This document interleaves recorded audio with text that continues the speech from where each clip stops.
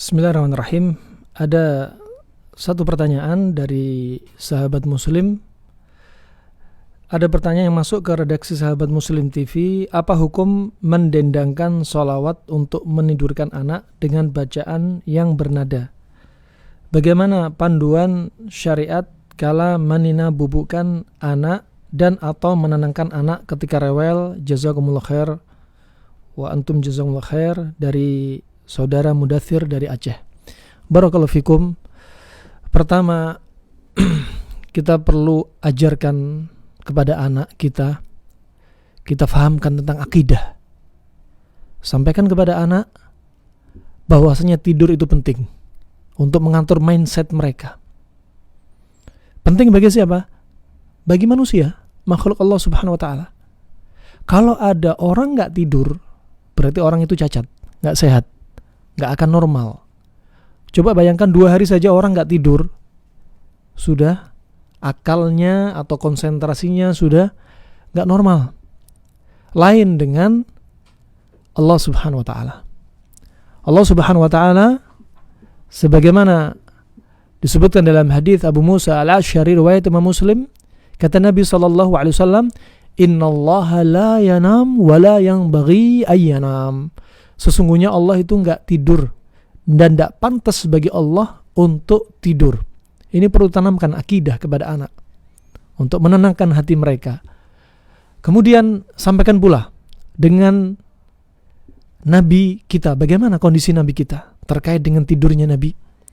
Sebagaimana Nabi berkata kepada Aisyah dalam riwayat Bukhari dan Muslim, Nabi berkata, "Ya Aisyah, inna ainai tanaman wala yanamu qalbi."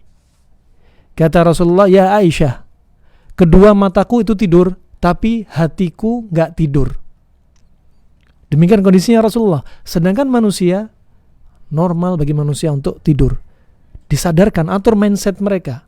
Apalagi tidurnya anak kecil porsinya lebih banyak daripada orang dewasa. Tidurnya bayi lebih banyak lagi daripada anak kecil yang sudah agak gede. Sampaikan kepada dia. Kemudian ketika hendak tidur, dinina bubukkan, jangan dengan musik, jangan dengan diajarkan dengan perkara-perkara yang dilarang oleh Nabi. Jangan. Nina bubukkan dengan apa? Bisa Anda bawakan kisah. Kisah apa? Kisah para nabi. Kisah-kisah para nabi, kisah perjuangan para khulafa, perjuangan orang-orang Islam. Sampaikan, tapi biasanya kalau dibawakan kisah, mereka bakal cepat tidur. Sebelum mereka tidur, ajarkan sunnah-sunnah sebelum tidur. Kalau bisa berwudu, ajarkan berwudu. Kemudian baca doa tidur, Bismikallahumma amutu wa ahya.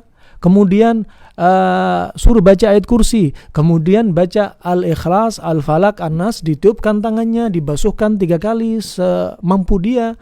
Diajarkan seperti ini. Kemudian kalau bisa dia suruh setoran surat Al-Mulk, baca surat Al-Mulk sebelum tidur, termasuk sunnah-sunnah yang diajarkan Nabi SAW. Tidur asal hukumnya mubah, tapi akan menjadi pahala kalau niatnya, kalau tata caranya tidur seperti yang diajarkan Nabi SAW. Setelah itu, ya, bawakan kisah-kisah. Itu akan menggiring dia ke alam tidur dia. Naam, ke alam tidur dia. Adapun sholawat, ya, kalau anak kecil disuruh sholawat, mungkin dia nggak terlalu cepat untuk memberikan efek tidur, ya.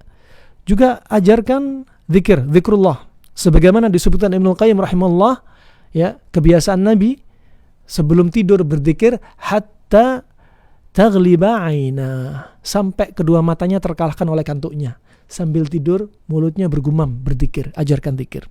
Tapi kalau anak kecil kesadaran untuk berzikir kurang, jadi paling cocok bawakan kisah-kisah tentang Islam yang dengan kisah-kisah ini, Masya Allah, dia akan ingat seumur hidup dia. Sampai punya anak cucu, dia akan menceritakan, dulu bapak saya cerita seperti ini dan ini. Itu saja, semoga bermanfaat untuk kita, untuk anak kita, untuk turunan kita. Ya, wabillahi taufiq wal hidayah. Wassalamualaikum warahmatullahi wabarakatuh.